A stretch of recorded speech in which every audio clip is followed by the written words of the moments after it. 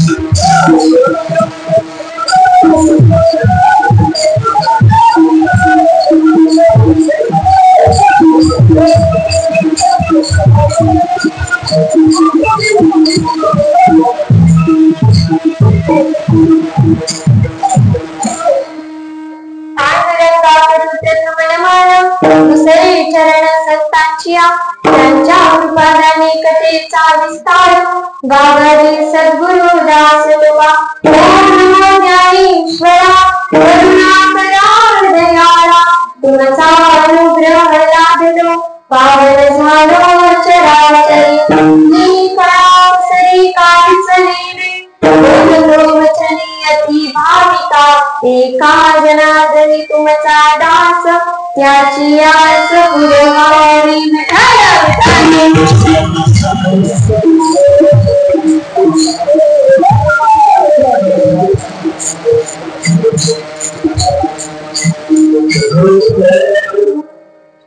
प्रस्तुत प्राप्त प्रसंगी प्राप्त स्थळी डिस्लेवाडी या ठिकाणी हनुमान जयंती निमित्ताचा ठेवण्यात आलेला हा कार्यक्रम, हा सप्ताह आणि या सप्ताहामधील चौथ्या दिवसाची कीर्तनरूपी सेवा ही तुम्हा श्रोते मंडळींच्या आशीर्वादाने तसेच मंडपाच्या आत बसलेले, मंडपाच्या बाहेर बसलेले, कीर्तनाला यायची इच्छा असून देखील घरी गॅमी खेळत बसलेले माझे बंधू भगिनी आणि मालिका बघत बसलेल्या माझ्या महामाता मावल्या यांच्या देखील कृपा आशीर्वादाने तसेच टाळकरी, माळकरी, गावकरी, वारकरी, संयोजक, आयोजक, नियोजक, मृदुंगाचार्य, पेटी मास्तर, चौकदार काका, पुन्हा तुळशी घेऊन उभा राहणाऱ्या महिला या सर्वांच्या विनेकरी बाबा असतील या सर्वांच्या कृपा सहकार्याने तसेच कृपा आशीर्वादाने देखील म्हणता येईल.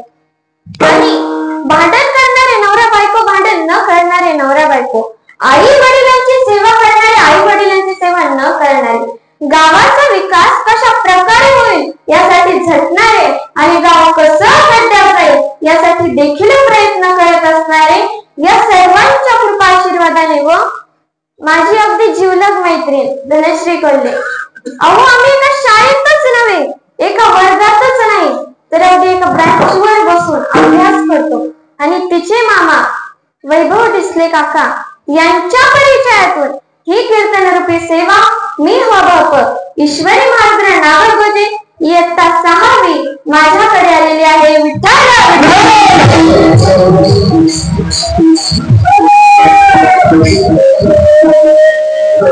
तर या कीर्तनरूपी सेवेकरिता निवडलेला अभंग हा देवभूमी निवासी संत, अहो ज्यांचा गाथा पाण्यावरती दगडासहित 13 दिवस लावल्यासारखा करला, एवढे थोर संत, अहो ज्यांच्या पत्नीच्या पायामध्ये काटा उडावा आणि तो काटा काढण्यासाठी माझ्या जगाच्या मालकाने यावं, असं भगवत भक्त असणारे, अहो त्यांच्या वडिलांच्या वर्षी श्राद्धाला ते गैरहजेरीत आहेत आणि म्हणून साक्षात पांडुरंग परमेत्म्याने येऊन त्यांच्या वडिलांचं वर्ष श्राद्ध घालावं एवढा भगवंतावरती देखील अधिकार काबीज करणारे संत म्हणजे देवभूमी निवासी संत.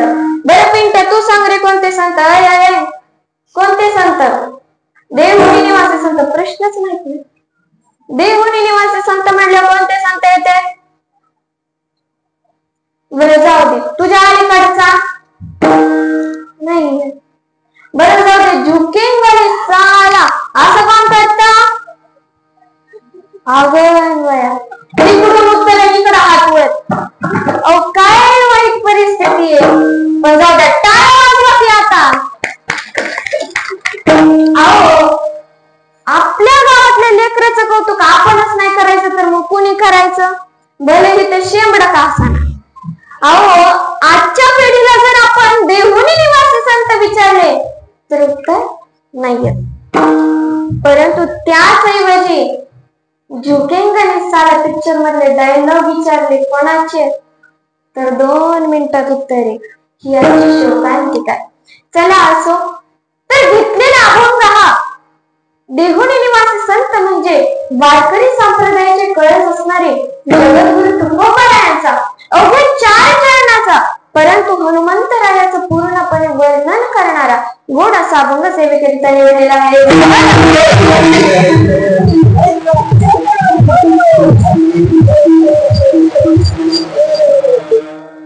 या अभंगामध्ये आपल्याला जगद्गुरु तुकाराम महाराज काय बरं सांगतात? तर ते आपल्याला सांगतात की अरे हनुमंतराय हे नुसते हनुमंत नाहीयेत तर त्यांना एक उपाधी पण दिली. काय?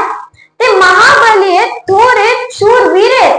त्यांचं रूप हे अकराळ विक्राळ आणि असे हनुमंतरायांनी लंकेमध्ये जाऊन नाकी रावणाची लंका जाळली तर त्याच सोबत रावणाची दाढी सुद्धा जाळली.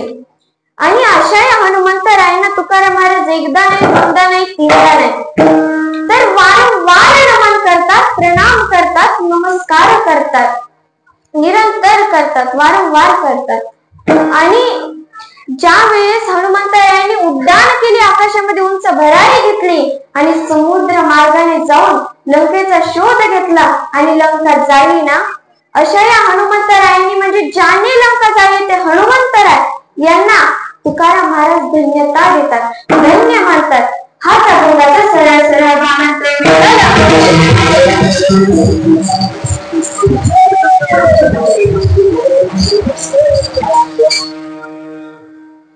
खूप छान नियोजन आहे. अगदी तुम्ही ऐकणारी मंडळी देखील खूप थोर आहात, मोठे आहात. पेटी मास्तर असतील, मृदुंगाचार्य असतील, हे देखील खूप मोठे आणि थोर आहे. तसेच गायनाचार्य मंडळी आपण देखील खूप थोर आणि मोठे आहात माझ्यापेक्षा. परंतु या ठिकाणी कीर्तनकार छोटे आहेत. विठ्ठल विठ्ठल.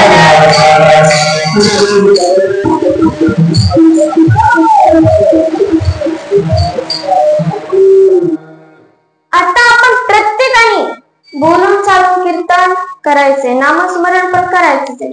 कीर्तन हे दोघं जणांचं, श्रोत्यांचं आणि कीर्तन करायचं बोलून चालून असतं. फक्त पाकिट एकाचं असतं. अहो आता तुम्ही विठ्ठल आलं की हाताने टाळी आणि मुखाने नाम करायचंय. हाताने टाळी मुखाने नाम एवढंच तुमच्याकडे देवता असता. विठ्ठल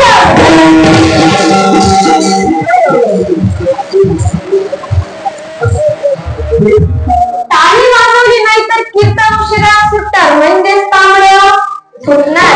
यम म्हणला मग मी होणार, त्याला कोरोना गाठणार ते मला नाही मी बसणार, मगच ते बसणार. का तर या धर्म मंडपामध्ये खूप आनंद आहे आणि तो आज आपल्याला घ्यायचा आहे. विठ्ठल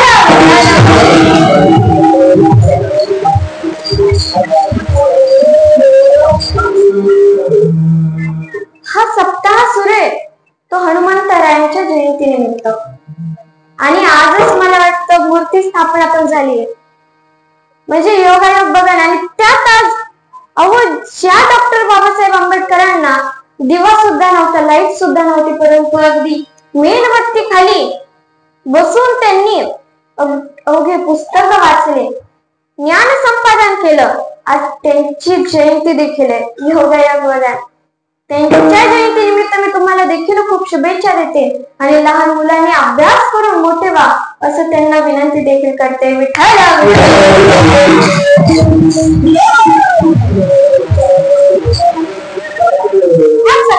हनुमंतरायांच्या जयंती निमित्त मग त्यांची आई कोण?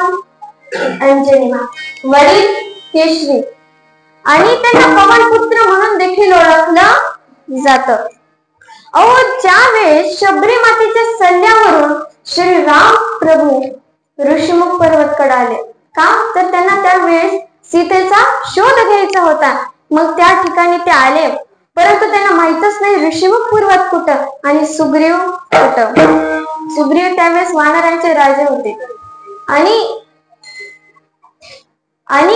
त्या ठिकाणी ज्यावेळेस कळलं सुग्रीवाला की अरे आपल्या ऋषिमुख पर्वत कडे कुणीतरी दोन सागरी पुरुष येत आहेत, मग त्यावेळेस सांगितलं हनुमंतरायांना की ते कोण आहेत ते विचारपूस करून घे. का हे बालीने पाठवलेले गुप्तचर तर नसावेत.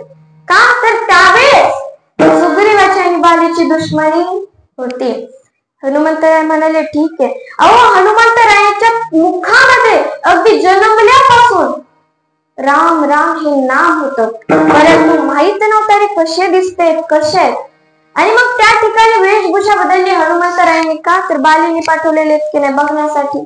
जर आपण त्याच रूपामध्ये गेले तर ते सरळ सरळ सांगणार नाहीत. ब्राह्मण वेश धारण केला आणि त्या ठिकाणी गेले. त्यांनी त्यांच्या संस्कृत भाषेचं उद्घाटन केलं, परंतु हे ऐकून मात्र लक्ष्मणाला लय राग आला. त्यांचा स्वभाव थोडा रागीटच होता. परंतु राम प्रभू सर्व काही हनुमंतरायाचं ब्राह्मण वेशामध्ये जे होते त्यांचं ऐकत होते. आणि मग नंतर परिचय हनुमंतरायांनी विचारला आणि सांगितलं मग लक्ष्मणांनी की हे श्री राम प्रभू इथं दशरथ नंदन आणि मी त्यांचा छोटा भाऊ आहे. हे कळलं हनुमंतराय अगदी 2 मिनिटात आपल्या मूळ रूपामध्ये आले आणि त्यांनी श्री राम प्रभूंचे पाय धरल्याने सांगितलं अहो मी तर तुम्हाला ओळखूच नाही शकलो, कुठेतरी माझं दुर्भाग्य असेल, परंतु हा माझ्या भक्तीत कुठेतरी काहीतरी कमी पडला का जे तुम्ही सेवकाला नाही ओळखू शकला. त्यावेळेस श्रीराम प्रभू म्हणाले तसं काही नाही. आणि मग सुग्रीवाची त्यांची भेट झाली. आता सुग्रीवाची पण बायको बाळीने नेली होती, नाव रुमा. आणि श्रीराम प्रभूंची देखील सीता रावणाने पळून नेली होती. आता आपल्याकडे पण बघा ना किती मैत्र असू द्या सावधी बनीच चालतं. आपला कांदा असला की कुणी बोललं तरी म्हणतो माझच नाही झालं तर तुझा कुठून काढायला, पहिला माझा होऊ दे मग येतो. म्हणजे पहिला आपलं काम झाल्याशिवाय आपण दुसऱ्यांना मदत करत नाही. त्यावेळेस देखील तसंच होतं. सुग्रीवाने सांगितलं की माझी पत्नी मला वापस द्या, मी तुमची खूप मदत करेन. रामप्रभू म्हणाले ठीक आहे. आणि त्यावेळेस बालीचा वध केला आणि बालीचा वध केल्यानंतर सुग्रीवाला पुन्हा किष्किंधा हे राज्य वापस दिले आणि त्याची पत्नी देखील वापस दिली. मग काय, मग श्री राम प्रभू म्हणाले आता माझं कार्य सीतेचा शोध घ्यायचा होता. मग काय त्यांना माहित होतं की ऋषीमुख पर्वतावर ज्यावेळेस हनुमंतराय सुग्रीव अंगद हे बसले होते त्यावेळेस त्यांनी पाहिलं होतं की अरे कोणता तरी राजा एका स्त्रीला मात्र घेऊन चाललाय. माहित नव्हतं ते सीतेला पळून चाललाय. आणि मग सांगितलं की आम्ही पाहिलं की दक्षिण दिशेला जाताय. मग आपण दक्षिण दिशेला जास्त शोध घेऊया. सुग्रीव म्हणाले काय सांगावं राक्षसांचं, इकडं जाऊन इकडून कधी आले ते कळायचं नाही. चारही दिशेला आपण शोध घेऊ. सांगितलं 4 तुकड्या नेमल्या गेल्या. परंतु दक्षिण दिशेचे जे तुकडे होते त्यामध्ये अंगद, हनुमंतराय, जामवंत असे सैन्य होतं त्या ठिकाणी. आणि गेले वाटेमध्ये एक स्त्री भेटली, एक साध्वी पुरुषातली. तिने सांगितलं की मी तुम्हाला पूर्णपणे तर तिथं नाही नेऊ शकत, परंतु तिने मात्र समुद्र काठापाशी हनुमंतराय व त्यांच्या सैन्य दलाला आणलं. त्या ठिकाणी आल्यानंतर संपाती नावाच्या गरुडाकडून हनुमंतरायांना माहिती भेटली आणि जामवंतांनी देखील प्रोत्साहन केलं की तुम्ही जा आणि मग तुम्ही लंका देखील बघा आणि सीते मातेचा शोध घेऊन या. त्यावेळी हनुमंतराय गेले, त्या ठिकाणी गेले, सीतेचं दर्शन घेतलं. परंतु तत्पूर्वी विभीषण सकाळी सकाळी पोहोचले. हनुमंतराय पाठीत तर काय रावणाच्या लंकेमध्ये प्रत्येक ठिकाणी राक्षसाचं चिन्ह होतं, परंतु एका कक्षासमोर तुळशीचं वृंदावन आणि सुदर्शन चक्र आणि शंख होता. त्यांनी पाहिलं की अरे हा कुणीतरी भगवत बघतोय. तेवढ्याच नामस्मरण ऐकू आले, जय राम जय श्रीराम जय राम जय श्रीराम. त्यावेळेस त्यांनी देखील पुन्हा आपल्या ब्राह्मण वेशामध्ये आले आणि विचारपूस केली आणि कळलं की अरे हा तर रावणाचाच भाव असून हे लंकेमध्ये भगवत नाम करतोय, श्रीराम प्रभूंचं नामस्मरण करतोय. आणि त्या ठिकाणी सांगितलं की मी प्रत्येक ठिकाणी गेलो, प्रत्येक कक्षामध्ये गेलो व मला काही सीता माता दिसल्या नाही, कुठे आहेत त्या. त्यावेळेस विभीषणाने सांगितलं की अहो सीता माता या काही रावणाच्या अशा लंकेतल्या सोन्या चांदीच्या कक्षामध्ये राहत्या, खोलीमध्ये राहत्या, त्यात तर अशोक वाटिकामध्ये. त्या ठिकाणी गेले, सीते मातेचं दर्शन घेतलं आणि नंतर जी काय अशोक वाटिका होती ती पूर्णपणे उद्ध्वस्त गेली. पहिल्यांदा फळ खाल्ले आणि झाड उपटायचे टाकायचे, उपटायचे टाकायचे असं करायला लागले. त्या ठिकाणचे सैन्य आले, परंतु त्यांना वापस पळून लावलं. कोणी? हनुमंतरायाने. मग काय पुन्हा त्या सैन्याचा सेनापती आला, त्याला सुद्धा पळवून लावलं. मग काय एक लुकडा लय स्वतःवर विश्वास, गर्व, हाय एवढी एवढूसा नुसते काडेवाणी शरीर.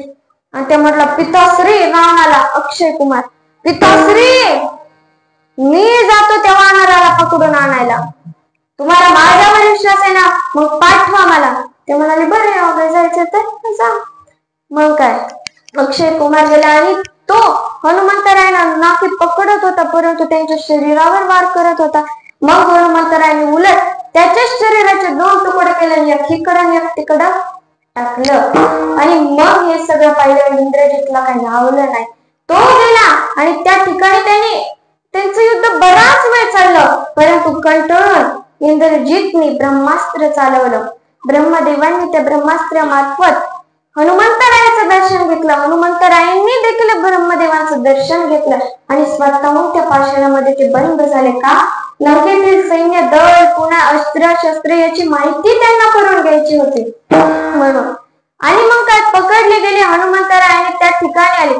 त्यावर रावणाने विचारलं की माझ्या लंकेमध्ये येऊन माझं नुकसान कमवून केलं.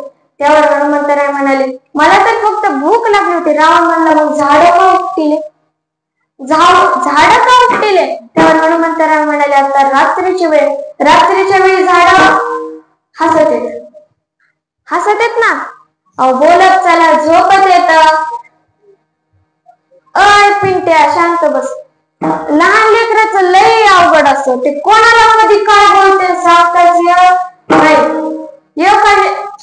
विचारलं गुरुजींनीच विचारलं पोराला काय पिंट्या तुझा जन्म कधी झाला. ते म्हणलं सर माझा जन्म सोमवारी झाला.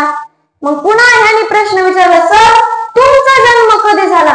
ते म्हणाले माझा जन्म रविवारी झाला. तो पिंट्या म्हणाला सर तुम्ही सर खोटं बोलू नका. सर तुम्ही खोटं असून सर असून खोटं बोलू नका. सर म्हणाले अरे मी काय खोटं बोलते, माझा जन्म रविवार झाला, मी तेच सांगतोय, तुम्ही ऐका. मग त्यावेळेस तो म्हणाला तुमचा जन्म रविवारी होऊ शकत नाही. सर म्हणले का? अहो रविवारी तर सुट्टी असती, जन्माचा त्याचा काय संबंध? एवढे अवघड असते. सर म्हणले गप बस तुम्ही नाही, बेल्ट मारून बेल्टच मारी. ते म्हणलं काढू शकत नाही. सर म्हणले आता तुम्ही नाही काढू शकत. सर तुम्ही बेल्ट काढला तुमची पॅन्ट काय तर आहे बाबा असल्या पिंट्यांची, त्यांची त्यांनाच माहिती कुठं काय बोलत ना काय नाही. मलाच विचार येते, महाराज तुम्ही सांगा, तुम्हाला लई येतं वाटतं ना, तुम्हाला मग सांगा वडल्यावर बारीक होत ते काय? वडल्यावर काही वडलं तरी ते लांब होतं, नाहीतर तसंच राहतं. वडल्यावर बारीक होणार काय? ते म्हटलं बिडी एवढं येत नाही का?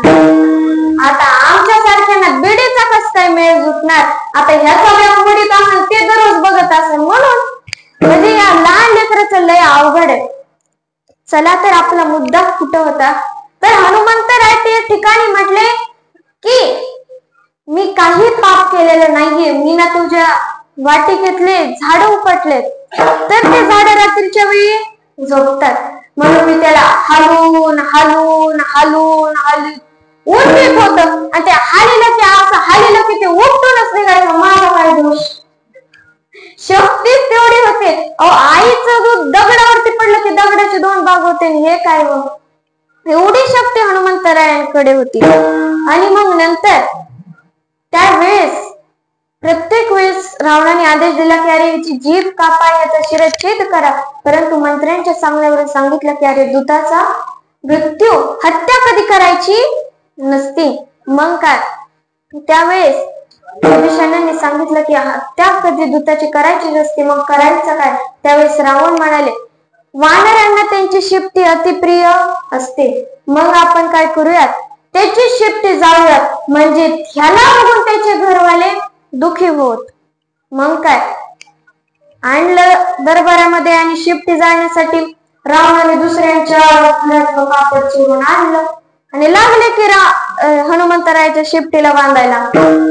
हनुमंतरायांनी कापडाचं नुकसान व्हावं म्हणून जी लांबलचक शिफ्टी केली, पुन्हा मग कापड बांधून झाले, जशी आग लावली तशी शिफ्टी पुन्हा कमी केली आणि नंतर उंच भराडी घेतली आणि इकडून तिकडून प्रत्येक दरवाजाला, प्रत्येक घराला, प्रत्येक खिडकीला ते आग लावायला लागले. आणि सगळं झाल्यानंतर पुन्हा वरती चक्कर मारले त्याला कुठे राहते की नाही. आणि एवढं न करता हनुमंतरायांनी त्या महाबली 11 विक्राळ रूप असणाऱ्या हनुमंतरायांनी लंकाच नाही झाली तर रावणाची दाढी देखील झाली. हेच अभंगाचे प्रथम चरण.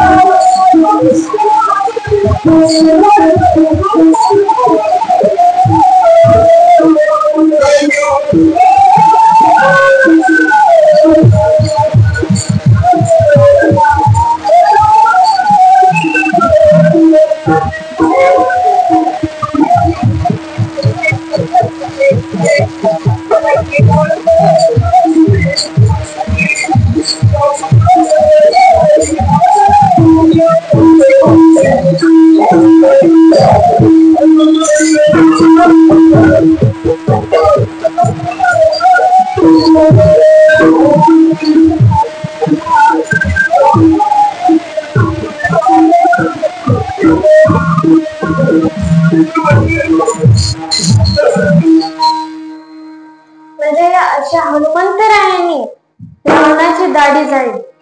अहो, आज जर आपण आपल्या समाजामध्ये पाहिलं तर कोणाचाच कोणावरती विश्वास राहिलेला नाही. बहिणीचा भावावरती नाही, भावाचा बहिणीवरती नाही, आईचा वडिलांवरती नाही, वडिलांचा आईवरती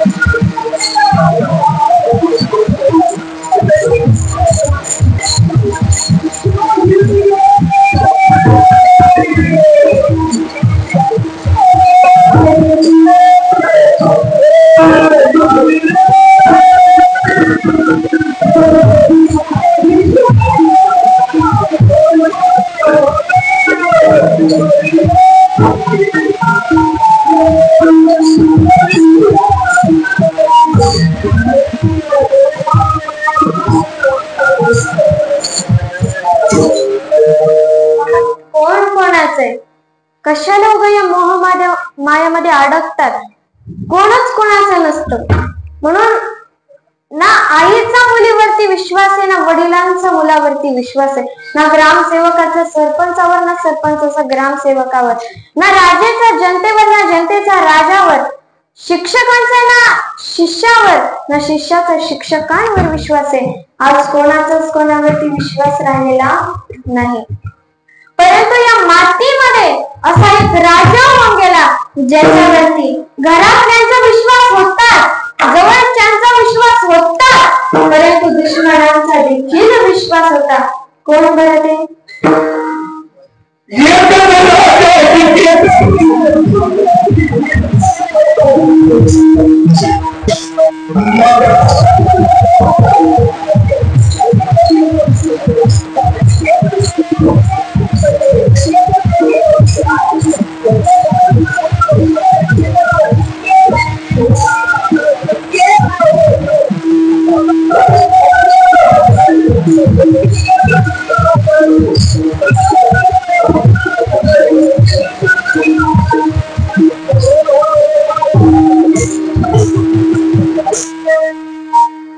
असे छत्रपती शिवाजी महाराज, त्यांच्यावरती घरातल्यांचा विश्वास होता, परंतु दुश्मनांचा देखील विश्वास होता. ज्यावेळेस छत्रपती शिवाजी महाराज हे सिंहगडावरती होते, त्या ठिकाणी असताना त्यांना कळलं की अरे, ज्यावेळेस शाहिस्ते खानाला औरंगजेबाने बोलून घेतल्याने सांगितलं की हवे तेवढं सैन्य दलने, अस्त्राने, शस्त्राने, हातीने, उंटाने, घोडे लागण तेवढ्याने, परंतु पुण्यातील लाल माला आपल्या ताब्यात करून घे. त्यावेळेस शाहिस्ते खान निघाला आणि त्याने पुण्यातील लाल मालाला वेढा दिला आणि त्या ठिकाणी तो राहू लागला. त्या ठिकाणी खातोय, पितोय, गोडतोय, बायकांना नाचतोय. हे जेव्हा छत्रपती शिवरायांना कळलं, रागाने डोळे लाल रुंद झाले. सांगितलं आता त्याला कसल्याही परिस्थितीमध्ये इथून हाकलून लावायचं मग काय, रात्रभर त्यांचा डोळा नाही लागला. विचार केला आणि कळलं. योजना सुचली, युक्ती सुचली. योजना आखली की आपण एक लग्नाची खोटी वरात काढायची. खोटा नवरदेव तयार केला आणि खोटा अर्ज देखील तयार केला. त्या ठिकाणी त्यांनी लाल महालामध्ये प्रवेश केला. त्या ठिकाणी गेले आणि जसं त्यांचं ठरलं होतं, जसं चंद्र माथ्यावरती येईल तसं मात्र आपण लढायला सुरुवात करायची. मग काय, परंतु चंद्र माथ्यावरती येणं म्हणजे काय बरं? रात्रीचे 12 मग काय, चंद्र माथ्यावरती आला, रात्रीचे 12 वाजले. तलवारींचा खणाट झाला. प्रत्येक सैन्य एकमेकाशी झुंजत होत, लढत होत. जसा आवाज शाहिस्तेखानाच्या कानावरती गेला, झोप उडाली. त्याला देखील खूप राग आला आणि तो बाहेर येऊ लागला. तर बघतो तर काय, उंबऱ्यावरती शिवाजी महाराजांची त्याची नजराना नजर झाली. पाहिलं त्या शिवाजी महाराजांचे डोळे रागाने लाल झाले. हातामध्ये तलवार. कळलं आपण वाचणार नाहीत. मग काय, कुठं जाऊ कुठं जाऊ काही कळेना. शेवटी खिडकीकडे नजर गेली. खिडकीतून उडी टाकण्याचं ठरवलं आणि खिडकीतून उडी टाकताना जे काही बोट खिडकीत होते त्याच बोटांवर शिवरायांनी वार केला. रक्ताची चिरकांडी उडाली आणि त्याच वेळेस शाहिस्तेखानाची बहीण ओरडते, भाई, अरे भाई, मेरी बेटी को बचाओ, दुश्मन आ गए हैं. रक्ताची चिरकांडी उडाली, बोट कापले गेले. तरी सुद्धा शाहिस्तेखान होतो, बहना डरो, वो शिवाजी महाराज के लोग हैं, वो कभी नारी को आग नहीं लगाते, तुम सिर्फ भागो. म्हणजे एवढा विश्वास माझ्या छत्रपती शिवरायांवर होता. म्हणून जोरात म्हणा, छत्रपती शिवाजी महाराज की. हितच नाही आवाज आला तर रायगडावर कधी जायचा? प्रत्येकाने मोठ्या आवाजात म्हणायचं, सगळ्यांनी, छत्रपती शिवाजी महाराज की. काय भाई, रायगडापर्यंतच नाही तर शिवनेरी पर्यंत गेला. मला माहित नाही जवळ काय पत्करी. अहो, स्वतःसाठीच टाळ्या वाजवा. अगदी सुंदर. म्हणजे असे छत्रपती शिवाजी महाराज होते. अहो, आपल्यावर दुश्मनाचा विश्वास नसू द्या, परंतु आपल्या बहिणीचा, आपल्या आईचा, आपल्या वडिलांचा विश्वास आपल्यावरती कमीत कमी पाहिजे. विठ्ठल.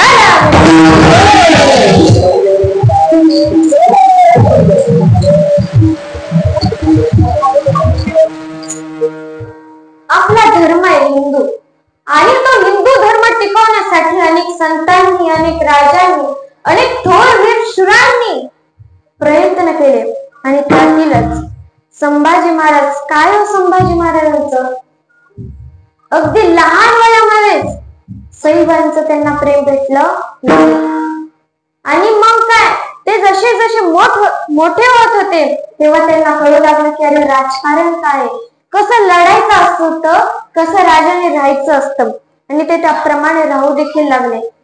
आणि शांत बसा. विठ्ठल विठ्ठल.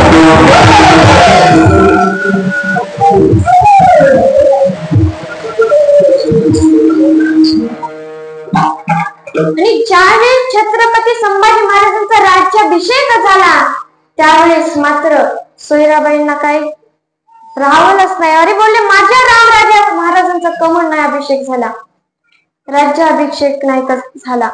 त्यावेळेस म्हणजे बघा, रावणाकडचा विभीषण फुटला म्हणून रावण मेला. इंदिरा गांधी जवळच सदानकट सोबत राहणारा बॉडीगार्ड त्याच्यामुळेच गेल्या. म्हणजे आपले जवळचे आपल्याला धोका देत असते, हे वाक्य कायम लक्षात ठेवा. त्याचप्रमाणे संभाजी महाराजांना त्यांच्याच घरातल्यांनी, त्यांच्याच महिलांनी पकडून दिलं. एवढंच नाही, जिवंत मारा असं देखील सांगितलं. का? अगदी छोट्याशा जहागिरीसाठी, राज्यासाठी. म्हणजे एवढे घरचे धोका देणारे असते. आणि त्या ठिकाणी पकडल्यानंतर औरंगजेबाचा बाप सुद्धा संभाजी महाराजांना काय करू शकला नसता, परंतु यांनी पकडून दिल्यामुळं त्या ठिकाणी संभाजी महाराजांना 1 नाही 2 नाही तर 40 दिवस मरणाच्या यातना सोसाव्या लागल्या. एके दिवशी नख काढते, सया डोळ्यामध्ये खूप असते, कुठे जीभ काढते, हात तोडते. काय माझ्या राजांना दिलं, किती वेदना झाल्या असते. आणि अशा या शूरवीर राजांना तुकाराम महाराज एकादशीला नाही, महिन्याला नाही, वर्षाला नाही, आठवड्याला नाही, सोमवारला नाही, गुरुवारला नाही, अमावस्येला नाही, पौर्णिमाला नाही, तर वारंवार नमन करतात. हे तुकाराम महाराज भगवानाच्या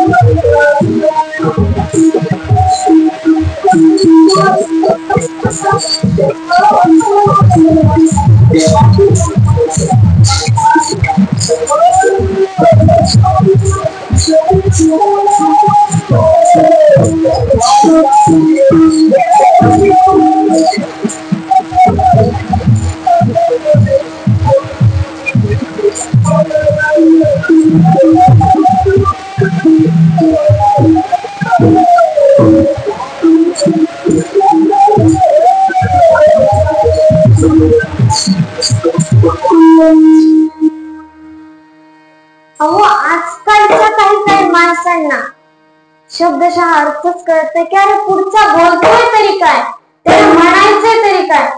काही बरं का, नाहीतर मात्र सगळ्यांना म्हटली म्हणजे मला पण म्हटली.